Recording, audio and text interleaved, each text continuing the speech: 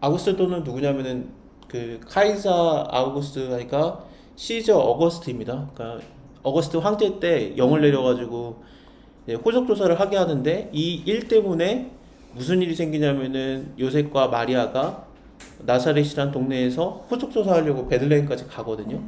베들레헴에 가야 돼요. 왜냐면 베들레헴에서 태어나야 되니까 예수님이. 근데 이들이 안 가고 있으니까 다윗의 동네에서 예수님이 태어나야 되는데, 왜냐면 베들레헴 에프라다 너는 유다 족속 중에 작을지라도 이스라엘 다스릴 자가 너에게서 나올 것이다 라고 했기 때문에 예수님이 여기서 태어나야 되는데 안 가고 있으니까 가게 하려고 그냥 그 가정적인, 너네 가라 그러면 안 갈 거니까, 왜냐면은 아내가 지금 만삭인데 안 갈 거니까 강제로 가게 하는 거죠. 그래서 로마의 전체적인 명령이 떨어집니다. 저는 이걸 보면서 와, 하나님이 이게 내가 뭐 하게 하려고 나라의 정책이 바뀌고 그 세상의 그런 것들이 제도가 바뀌고 하나님의 스타일이 굉장히 커요. 하나님 뭘 나한테 하고 있는 겁니까? 근데 마리아랑 요셉 입장에서 어떻겠습니까? 하나님한테 따졌겠죠. 아니 내 안에 만삭인데 이런 명령이 왜 떨어집니까? 우리가 왜 거기 가다가 애 낳겠네. 그러면서 이제 그런 게 불만을 하면서 갔을 거고, 심지어 가서도 어떻습니까? 여관이 없어. 여관이 없어. 여관이 없어서 어떻게 합니까? 하나님, 그런 상황에서 애를 이제 말구유에다가 낳아야 되는 그런 급박한 상황이 일어나는데, 그래서 이게 그 마리아랑 요셉 입장에서 보면 굉장히 화가 날 만한 얘기죠. 하지만 이 일은 하나님께서 이걸 하려고 전체를 다 돌린 거예요. 왜냐면은 마국간에서 태어나서 말구유에 놓여야 되는 게 왜 그러냐면은 이것도 하나님이 하신 거거든요. 왜냐면은 이제 다윗의 동네에 가서 너희 구주가 나셨으니 그리스도다. 너네가 강보에 쌓여서 구유에 누인 아기를 보리니 이것이 너에게 표적이 되리라 하고, 천군 천사들이 막 찬양하는 것을 목자들이 봅니다. 목자들이 이렇게 양치고 있다가 천사가 나타나니까 무서워하니까, 아니야, 이게 지금 무서워할 일이 아니라 기뻐해야 돼. 무서워하지 말아라. 기뻐해야지. 왜냐면은 지금 다윗의 종래에 구주가 나셨다. 구주인지 어떻게 알아보느냐? 강보에 쌓여서, 그러니까 그 강보라는 게 뭐 담요 같은 거라고 생각하시면 됩니다. 강보에 쌓여서 말 부유통, 말 먹이통에 누워 있는 아기를 보리니 그것이 표적이 되리라. 표적이 될 수밖에 없습니다. 아기가 태어났는데 말구유통에 누워 있는다라는 게 전 세계에 이거 하나밖에 없어요. 다 방에 있지. 그래서 이게 헷갈려 하지 말라고 한 거였어요. 그래서 그것이 표적이 되면서 그 하나님께 이들이 이제 하나님께 찬송을 하고 지극히 높으신 곳에서 하나님께 영광을, 땅에서는 기쁨 입은 자 중에 평화로다. 이게 물론 천사들이 찬양을 한 거고, 이것은 이 앞으로도 그 19장에서 호산나 다윗의 자손이여 이러면서 외치면서 올라갈 때 이런 비슷한 구절이 나오거든요. 그래서 태어날 때 그리고 죽으러 들어가실 때 비슷한 찬양이 울려요. 근데 이것이 표적이 돼가지고 그들이 이제 알아보고 이제 베들레헴에 가서 진짜로 그렇구나 하면서 이제 하나님께 영광을 돌리거든요. 이 모든 것이 이루어진 겁니다. 그러니까 이 사람들 입장에서 이제 요셉이랑 마리아 입장에서는 와, 어떻게 이런 일이 일어나지? 우리 이렇게 잘못된 건 줄 알았더니 막 모르는 목자들이 와가지고 우리가 천사 봤다, 여기에 누워있다 그랬는데 진짜네, 그러면서 영광을 돌리니까 그런가? 그래서 마리아는 이 모든 말을 마음에 지켜서 생각하고 그러지 않습니까? 그래서 이렇게 현실적으로 보면 굉장히 안 좋아 보이는데, 근데 그게 과연 우리 기준에 안 좋은 거지 하나님 기준에서 안 좋은가 라는 걸로 좀 생각할 수 있고, 이렇게 우리 삶의 사사건건 간섭하시는 것들이 좀 놀라운 거죠. 그러니까 사람의 기준에서 볼 때는 안 좋은 거지 하나님께서 보시기에는 그게 뭐 없는 것이 그렇게 안 좋은 것인가 하면서 하나님이 이끌어 가신 것으로 볼 수도 있는 겁니다. 이런 거를 받아들이기가 되게 어려워요. 그러니까 바울도 이걸 받아들이는 게 어려워서 고린도 교회에게 편지를 쓸 때 내가 없어도 받고 있어도 받고 배불러도 받고 배고파도 받고 내가 마저도 받고 사람들 치료도 해봤고, 그러면서 내게 능력 주신 자 안에서 모든 것을 할 수 있느라고 하면서 그 모든 것이라는 게 배고플 수도 있고 안 배고플 수도 있다라는 게 모든 것이거든요. 그러니까 우리가 망해봤어. 근데 하나님께서 망하게 한 것도 주님께서 주신 능력이고 잘 먹게 됐어. 그러면은 그것도 하나님께서 주신 능력이다. 이렇게 보는 것이 바울의 얘기예요. 근데 우리 어떠냐? 내가 배고프면 하나님께서 주신 능력이라고 생각 안 하죠. 내 능력을 뺏어갔다라고 생각하죠. 근데 하나님께서 함께 하신 능력이에요. 그 배고픈 것도. 예수님께서도 40일 금식하시고 시작하시는 걸 보면은 그게 능력을 뺏기는 게 아니었거든요. 그러니까 좀 그런 거를 우리가 하나님의 그 시각과 말씀의 그런 가르침을 받아들여야 되는데 우리 입장에서 너무 한쪽만 원해요. 이게 풍요로움과 뭔가 받음. 근데 음침한 골짜기를 다닐 수도 있습니다. 우리 인생에서. 물론 못 받아들인다라는 거 아는데 그래서 저번 시간에도 1시간 반 동안 저희가 얘기를 했고 그렇지만 이거를 한번 잠깐 리뷰를 하면서 얘기를 해야 되는 게 하나님이 과연 요셉한테 함께 하시지 않았는가라는 거거든요. 요셉의 모든 걸 다 하셨어요. 그러니까 야곱의 약전을 이루어가면서 야곱의 대략을 얘기하면은 짧게 얘기해야 되는데 왜냐면은 에돔 사람의 대략을 이루어다 그러면서 에돔의 자식들에 대한 얘기가 나와요. 그래서 뭐 여기 엘리바스 욥의 친구 중에 한 명입니다. 그리고 그는 또 그나스를 낳으니까 그나스 사람 그 갈렙이 나오잖아요. 그래서 그들의 믿음의 그 사람들에 대해서는 나중에 좀 자세하게 나오지만 나머지들에 대해서는 언급이 거의 없거든요. 그리고 우리가 너무 원하는 거 24절에 그냥 길 다니다가 광야에서 온천 발견되는 거 이게 뭔가 대박이 터지는 그런 거 아닙니까? 그러니까 온천이 발견됐다라는 건 어떤 느낌이냐면 우물이 발견됐다라는 느낌이니까 뭐 아브라함에게도 하나님 복을 주셨다 했을 때 우물이 나오는 거라든지 이삭에게도 우물을 허락하신 거 야곱에게도 우물이 있었죠. 우물이 발견됐다라는 얘기는 안 하지만 사마리아 여인이 우물 얘기를 하니까 야곱의 우물 얘기를 하니까 그리고 또 사마리아 여인도 원하였던 게 뭡니까? 다시는 이런 돈 버는 거 안 해도 되게 이거 안 퍼도 되게 나에게 이 물을 주시옵소서 그걸 예수님한테 얘기하니까 그래서 그런 물이 퍼지는 것은 어떤 지금으로 따지면은 어떤 그 성공을 하는 거예요. 어떤 아이템이 터져가지고 사업이 뭔가 대박이 난다든지 그런 느낌이 있는데 심지어 여기서는 그 물이 터진 정도가 아니라 온천물이 터진 거지 않습니까? 우리가 너무 원하는 거죠. 근데 이런 거에 대해서 성경에서는 그냥 한 줄로 끝나요. 왕들이 나왔다. 뭐 그랬대. 그러면서 이제 끝나는데 그러면은 야곱의 대략은 이러다 그러면 야곱의 자식들에 대한 얘기가 나와야 되는데 한 장으로 끝나느냐? 아니에요. 성경 전체 다 써요. 1300장 다 써요. 그래서 하나님이 우리를 사랑하시고 우리를 자녀 삼으셨으면은 하나님께서 자기의 자녀가 아닌 자에게는 그가 온천이 터졌든 말든 왕이든 말든 몇백 년에 걸친 그 자손들의 얘기가 한 장으로 끝나는데 그의 사랑하는 자, 그가 하나님의 기뻐하는 자, 하나님 구원하기로 작정된 한 자, 하나님의 자녀들에 대해서는 짧게 쓸게 하면서 1300장을 다 써요. 그래서 하나님이 굉장히 관심이 있는 거예요. 짧게 쓸게. 근데 걔가 그냥 채색 옷을 입었대. 꿈을 꿨대. 하나님 할 말이 많아요. 근데 고민을 저번에 저희가 했던 게 하나님이 함께 하는데 왜 요셉이 팔려갔는가? 요셉이 팔려간 동안 하나님 뭐 하셨나?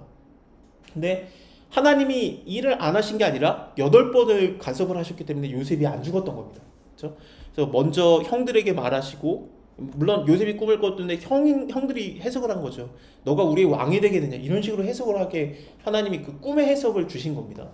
그리고 야곱도 그것을 얘기하고 여기에 그 말을 마음에 두었더라. 우리가 누가복음에서 지금 보는 것처럼 이 얘기를 마리아가 듣고 마음에 두었다라는 것들 이런 것들이 이렇게 연상이 되는 겁니다. 그래서 이건 하나님이 주신 말씀이구나라는 걸 깨닫는 건데 일을 안 하니까 이게 이 하나님 말씀 듣고 어떤 행동을 안 하니까 사건이 실제적으로 일어나거든요. 세겜에서 양치고 있는 형들이 이제 걱정이 되니까 왜 하필이면 세겜에 갔어? 거의 위험한데 거기서 저번에 세겜 사람들 죽여가지고 우리가 겨우 도망 나온 건데 하나님 보호하셔서 도망 나왔는데 왜 거기 있어? 그래서 그 잘 있는지 좀 보고 와라. 이게 어떤 느낌이냐면은 이게 신림동에 얼마 전에 사고 났잖아요. 그러면은 만약에 제 딸이 신림동에 어떤 갈 일이 있었다 그날 근데 뉴스 딱 보는데 신림동에 무슨 폭력 사건이 났다. 전화하겠죠. 신림동에 갔는데 어떻게 된 거야? 똑같아요. 그러니까 세겜에 갔는데 괜찮냐? 보고 와라. 그런 거죠. 근데 연락이 딱 돼가지고 나 신림동에 있다가 용산에 왔어. 그럼 끝난 거 아닙니까?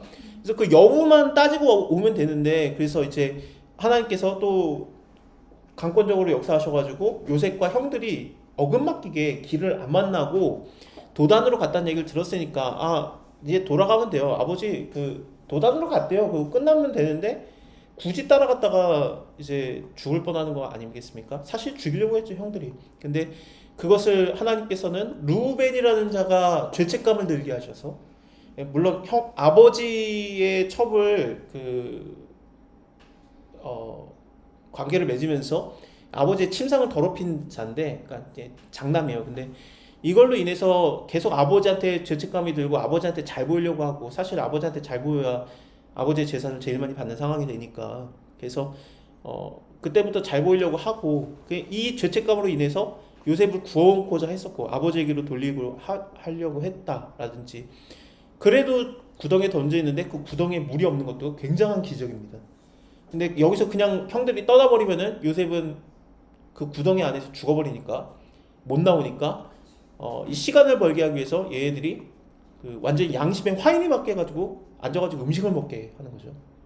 그래서 그 상황에서 상인들이 지나갈 때 유다가 굉장히 악한 마음으로 내 동생을 팔아먹자, 돈 벌자, 은 20개를 받고 팔아요.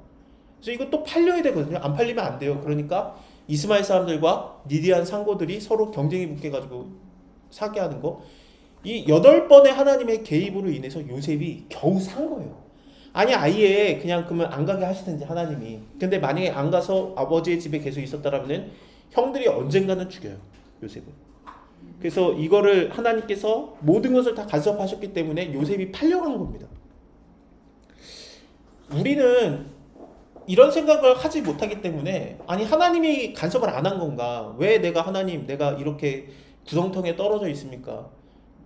그때 왜 하나님이 안 도와주셨습니까? 뭐 예를 들면은 뭐 저희 집이 예전에 사기 먹을 때 하나님께서 왜 그걸 안 막았습니까? 하나님이 간섭을 했으니까 사기로 끝난 거예요. 돈 뜯기고 끝난 거지. 아니었으면은 아마 더 위험하게 죽었을지도 모르겠죠. 저는 어렸을 때였기 때문에 돈이 뜯긴 거에 대해서 별 생각이 없었기 때문에 건강하게 잘 먹고 잘 지는 거지. 만약에 나이 먹고 그거에 대해서 굉장히 아까운 마음이 들거나 그랬으면 저도 암 걸려 죽었을 거예요. 뭐 다 그렇습니다. 이게 암이라는 게 꼭 그런 건 아니지만, 그거를 하나님이 모든 걸 다 간섭하셨기 때문에 성경에 나오는 것만 8번인데 저한테 써지지 않은 걸로 어마어마한 간섭을 하셔서 저를 살리신 거고, 제가 그래서 지금 현재 이렇게 있는 겁니다. 그래서 이 정도인 거에 감사해야 된다. 그러면은 기독교는 정신승리인가? 그런가? 물론 하나님이 함께 하셨지만 좀 잘 지내면 안 되는가? 우리가 죄인들과 같이 살고 악인들과 같이 살고 있습니다. 그래서 언제 죽을지 몰라요. 이 요셉 같은 경우에도 형제들에게 죽을 뻔한 게 인생입니다. 그래서 아무리 요셉이 잘해봤자 하나님께 내가 어찌 큰 제약으로 득제하리까 그래봤자 여자랑 동침하지 않고 도망가지 않습니까? 그랬는데 감옥에 들어가는 게 이 땅의 삶이에요. 죄인들과 같이 살기 때문에 그래요.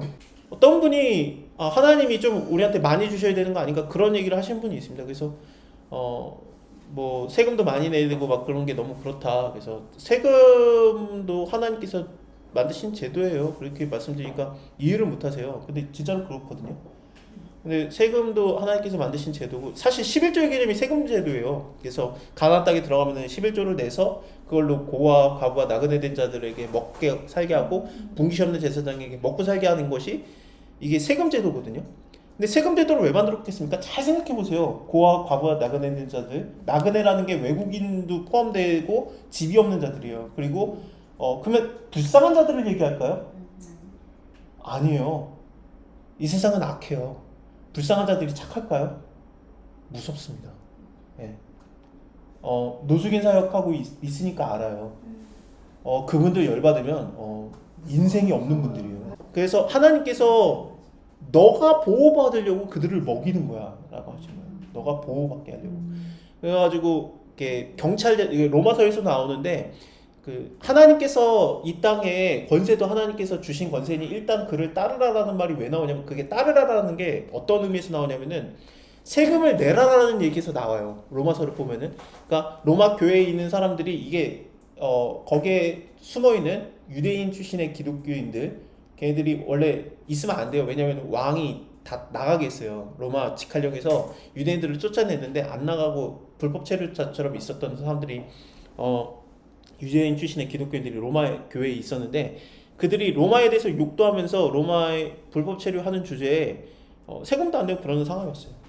그랬더니 세금을 내라. 그래서 법을 지키면 그 군인들과 경찰이라는 단어가 안 나오면 뭐 이렇게 다른 단어를 사용하는데, 그들이 너희에게 두려운 것이 아니고 너희가 범죄하면 그들이 너희를 두렵다 하고 나와요. 그래서 내가 범죄가 없으면은 여기 올 때 저기 중립 파출소가 있는데 전혀 걱정 없이 지나가죠. 죄를 지면은 내 스스로가 두렵다는 거죠. 그래서 경찰이 있는 이유가 뭐냐, 군인이 있는 이유가 뭐냐, 나를 지키기 위해서 있는 사회적 제도라는 거예요. 그러니까 만약에 이 땅에 경찰이 없고 군인이 없으면 어떻습니까? 내가 안전하게 살 수 있을까요? 언제 누구한테 당할지 몰라요. 언제.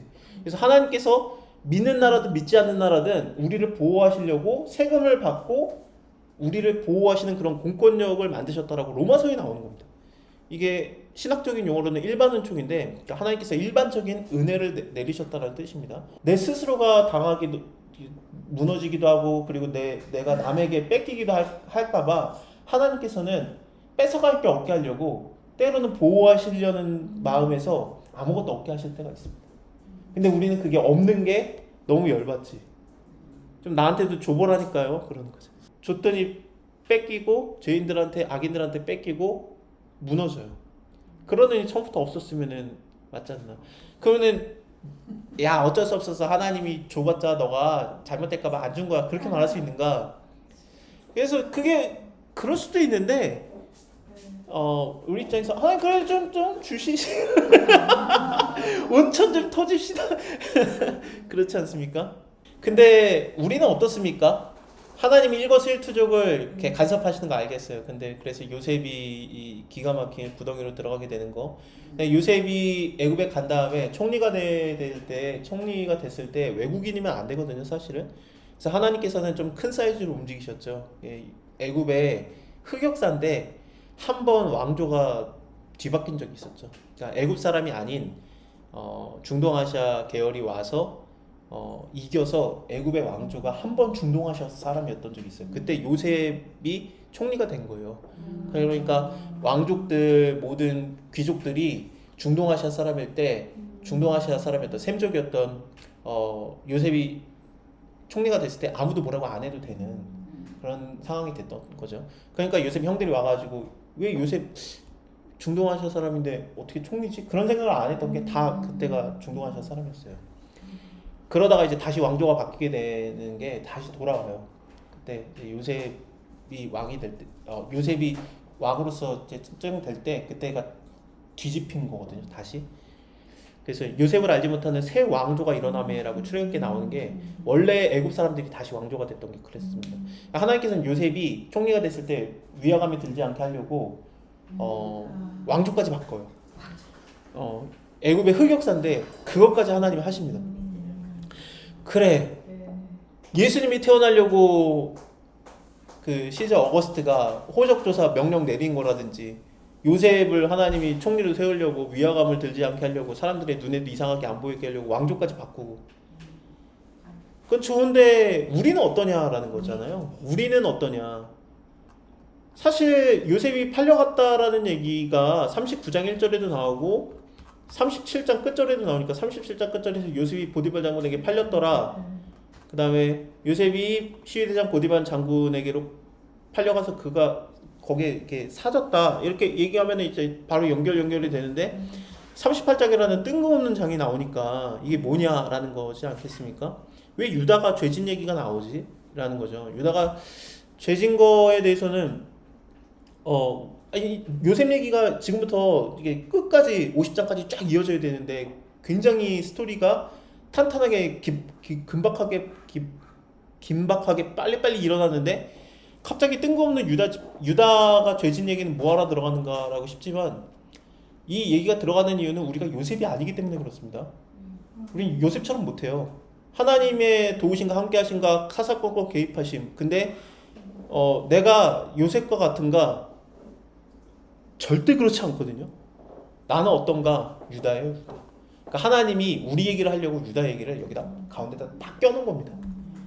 그래서 유다는 어땠느냐?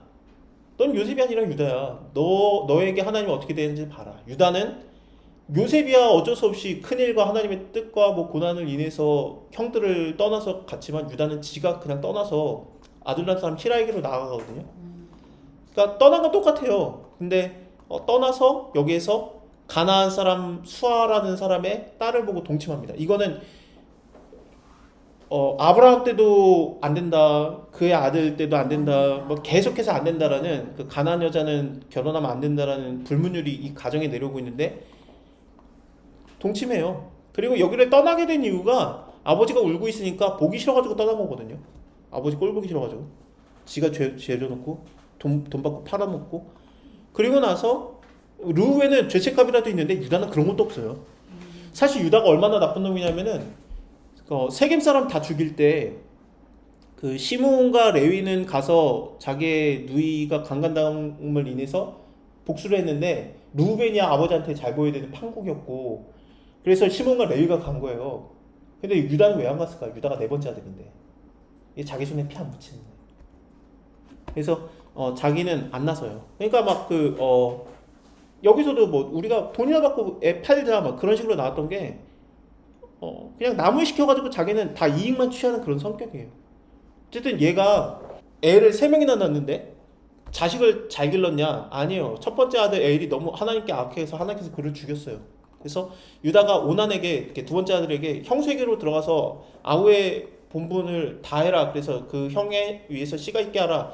이것이 완전 사랑과 전쟁이니까 사실 이것을 세신자들이 오면은 설명을 해줘요. 이제 고대 근동에서는 이런 풍습이 있었다. 그래서 애가 없이 그냥 남편이 죽어버리면은 아들이 없으면은 여자는 그때 당시에 소유권을 못 받기 때문에 아무것도 못 받고 떠나야 되거든요. 그러니까 그러지 않게 보호하기 위해서 아들을 있게 해서 아들에게 유산이 나오기 위해서 아들이 그 엄마를 봉양하면은 되니까 그렇게 하면 된다라고 우리가 가르쳐야 되는데 사실상 이 얘기가 왜 나오냐면은 나중에 430년 500년 후에 모세가 일어난 다음에 모세 때 하나님께서 주신 법 때문에 우리가 그렇게 설명을 하는 거예요.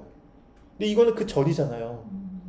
그리고 고고학적 문서에서 뭐 길가메시 서사시라든지 아니면은 여러 개 이집트 문헌이라든지 모든 게 다 나올 때 그 문헌 중에서 온전한 문헌, 제일 고고학적으로 제일 오래된 문헌이 사실상 창세기예요. 그러면은 그 전에 창세기 말고 이런 일이 있었다라는 내용이 있는가? 문헌이 있는가? 없어요. 어쩌면 유다가 이걸 시작한 놈이거든요. 선한 의도가 아니라 그냥 나쁜 의도로 시작한 걸 수 있어요. 유다가 더 나쁜 놈이죠. 아주 쓰레기 같은데 왜냐면 이해가 안 가요. 이해가. 제가 딸이 있는데 만약 이런 일이 있었다. 그래서 시아버지가 그래서 내 남편이 죽어가지고 그의 아우랑 동침을 해서 애를 낳으라 그랬어요. 그러면은 제가 못 견딜 것 같은데. 근데 이런 상황에서 두 번째 어쨌든 그 아들이 들어가서 오난이 형수에게 들어가서 동침을 하는데 낳으면은 자기가 지금 첫째가 죽어 장남이 됐는데 유산 다 받을 수 있는데 애 낳아봤자 이거는 형의 재산으로 돼버리니까 그 뭐하라 내가 할까 그러면서 땅에다가 설정을 하거든요. 그래서 하나님께서 이걸 보고 악하다고 죽이셔요. 이게 피임이 악하다라는 게 아니라 마음이 악해서 하나님께서 오난을 죽이신 겁니다. 아예 잠을 자지를 말든가 마음은 이렇으면서 그러니까 잠은 자놓고 씨만 안 준 거예요. 그러니까 얘 나쁜 놈이네 그러면서 하나님께서 그를 죽이시니까 세 번째 아들 때는 이제 유다가 친정 가 있어라 그래서 이제 친정 가 있을 때 뭐 과부 옷을 입고 있고 그러니까 친정 입장에서는 어떻습니까? 야 너는 왜 과부 옷 입고 이렇게 살고 너 집에서 어떻게 된 거야? 거기서 오지 말래? 어떻게 된 거야? 그래서 계속 뭐라고 한 소리 듣지 않겠어요? 되게 힘들었을 거예요. 그런 상황에서 이제 하나님께서 유다에게 첫째 아들 죽였지, 둘째 아들 죽였지, 그러면은 이제 이해를 해야 돼요. 뭔가 내가 하나님께 죄를 졌구나. 그래야 되는데 생각을 안 해요. 그래서 하나님께서는 어떻게 하냐면은 그의 아내가 되는 수아의 딸까지 죽여요. 그래서 위로를 받다가 딥나로 갑니다. 그래서 양털 깎는 자와 함께 있는데, 그러니까 어떤 사람이 말하는 거죠. 야, 너의 시아버지 양털 깎으려고 딥나에 왔다. 그러니까 자기에게 셀라가 충분히 자라났는데, 그래서 자기랑 동침할 수 있는데도 안 주니까 몇 년이 지난 거거든요. 그러니까 얼굴을 가리고 갔어요. 그랬더니 창녀인 줄 알고, 야, 내가 너랑 자겠다 그러는 거죠. 그래서 당신이 나한테 뭘 주겠느냐 그랬더니, 내가 지금 줄 건 없는데 어떻게 할까? 나랑 동침하자 그랬더니, 그럼 뭘 주세요 그랬더니, 그러면은 뭘로 줄까 그랬더니, 당신의 도장과 도장끈과 지팡이로 나에게 하라, 그렇게 해서 이제 실제로 동침을 합니다. 근데 지금 다시 제가 말씀드리겠습니다만, 유다가 지금 어떻게 된 겁니까? 아내가 지금 죽었거든요. 그래서 위로하는 상황에서 와 있는데 창녀 줄 알고 자는 거예요. 근데 돈이 없으니까, 죄 지려고 하는데 돈이 없으니까 어떻게 합니까? 인감도장, 주민등록등본, 등기부등본 다 넘기는 거죠. 이거 진짜 그래요. 인간이 죄 지려고 하잖아요. 죄 짓는 상황이 딱 기회가 생기잖아요. 자기 모든 걸 다 내놔요. 아닐 것 같습니까? 유다와 가까워요, 우리가. 그래서 이거를 다 주고 나서 막 그러니까 나중에 유다가 이 도장 받아야 될 거 아니에요. 근데 자기가 가기 싫은 거야. 왜냐면은 자기는 거룩한 척 해야 되거든. 그러니까 동침했다는 거 티내기 싫은 거야. 그러니까 자기 친구 아들남 사람의 손에 부탁해가지고 염소 새끼 보내가지고 이거 주고 내 약조물을 찾아와라. 그러니까 찾으러 가요. 그러니까 절대 안 났어. 그러니까 나쁜 일은 남한테 다 시켜. 그래가지고 갔더니, 야, 여기 창녀 어딨냐? 그랬더니 이 동네 창녀 없는데? 그랬더니 이제 가서 유다에게, 야, 여기 창녀 없대. 그랬더니 유다가, 야, 그냥 둬라. 우리가 부끄러움을 당할까 하노라면서. 이게 자기의 죄를 숨기는 거죠. 죄를 숨기고 가리고. 그러다 어떤 사람이 유다에게, 야, 네 며느리 다말 동침했다, 아니 뭐 행음했다, 임신했다, 어떻게 된 거냐 그랬더니 유다가 뭐라고 합니까? 자기가 거룩한 척을 하죠. 불살라라. 이게 유대인들이 똑같았거든요. 겉으로는 굉장히 거룩한 척을 하면서 속으로는 죄를 다지면서 예수님이 제일 싫어했던 모습이었어요. 그래서 예수님을 십자가에 못 박으셔서 뭐 그를 십자가에 못 박으라, 자기네 죄는 엄청났으면서. 그래서 예수님께서 그들을 회칠한 무덤이라고 했죠. 회를 칠해가지고 겉에는 그 깨끗하고 하지만 밑에는 무덤이어가지고 시체가 썩고 있다. 너네가 그렇다라고 예수님께서 많이 말씀하셨는데, 유다가 딱 그래요. 그래가지고 그 여인이 이런 상황에서 어떻게 합니까? 잠깐만, 이 물건의 임자가 나를 잉태했나이다. 보소서, 도장끈, 지팡이 누구 것입니까? 그래서 남들이 딱 볼 때 어떻습니까? 유다라고 다 써 있잖아. 그랬더니 그가 뭐라고 합니까? 그가 나보다 옳도다. 그래서 이제 넘어가죠. 제가 이 부분을 설교를 많이 들었었는데 유다가 회개했다라고 설교를 들었어요. 회개했다는 구절이 있습니까? 없어요. 뭡니까? 쉽게 말하면은 들통나가지고 가만히 있는 거예요. 계속해서 자기를 숨기고 가리고 보호하다가 자기인 게 딱 드러나니까 그때서야 자수한 거예요. 이게 회개입니까?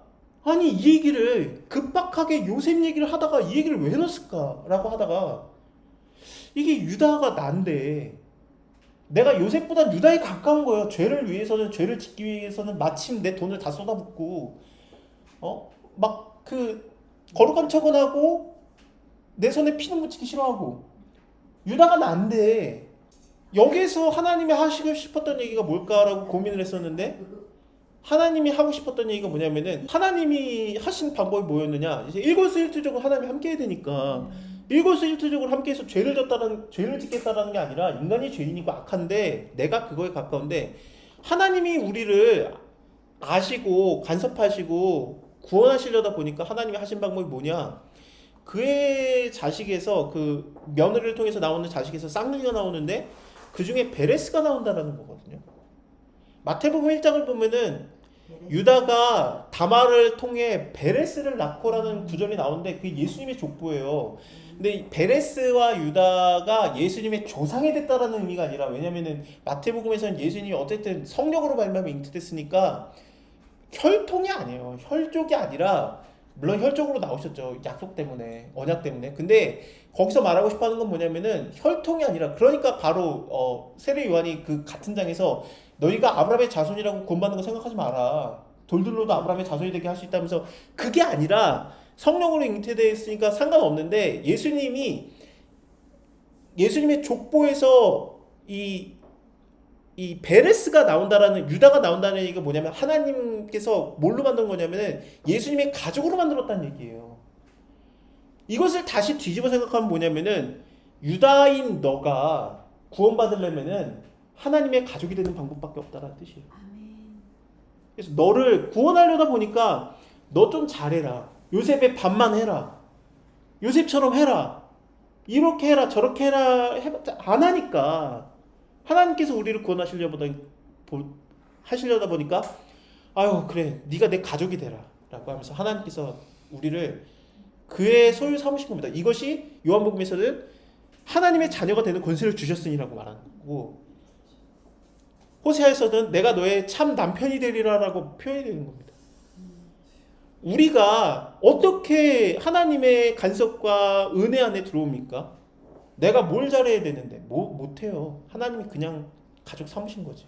성경에서 말하는 말투가 이겁니다. 이거를 설교를 하려면 어떻겠습니까? 우리가 뭐 유다처럼 회개를 합시다 라든지 요셉처럼 됩시다 그러고 싶은데, 성경에서 말하는 건 네 요셉이 아니야. 네 유다에 더 가깝잖아. 그 유다처럼 회개를 합시다. 유다가 뭘 회개를 했냐? 내가 그냥 가족 삼은 거지. 그럼 저 뭐예요? 뭘 하기는, 내 가족인데 그냥 됐지. 그냥 감사하면 됐지. 그거예요. 뭘 합시다가 없습니다. 근데 이게 성경의 말투예요. 뭘 합시다야, 뭘 내가 한 거지. 근데 이거 뭐래? 그래서 이 하나님의 일거수일투족에 함께하심과 은혜이고, 우리가 죄인 되었을지라도 우리를 사랑하시고 부르신 하나님의 작정하심의 이런 표현이 창세기에서부터 벌써 보여지는 겁니다.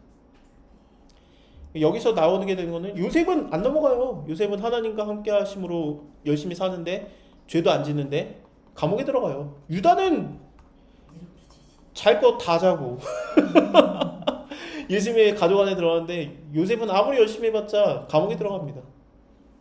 근데 요셉을 통해서도 하나님이 가나안 땅의 많은 사람들과 이스라엘의 가족들과 그리고 애국과 그 주변 나라들을 구원하신 하나님이 더 엄청난 존재이신 예수님을 통해서 너희를 왜 구원 못하겠냐라는 게 성경입니다.